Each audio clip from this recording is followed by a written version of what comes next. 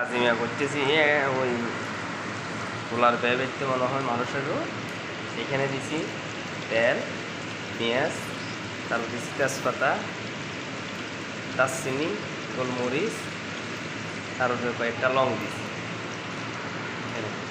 আর এখানে দেখেন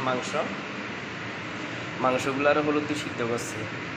এখানে একটা বকরি আছে, একটা আছে ছাগল, তারপর আদা রসুন আছে, তারপর 6টা লেবু দিয়েছি,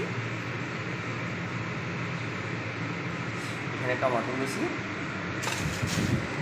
4টা ম্যাগি নিয়েছি।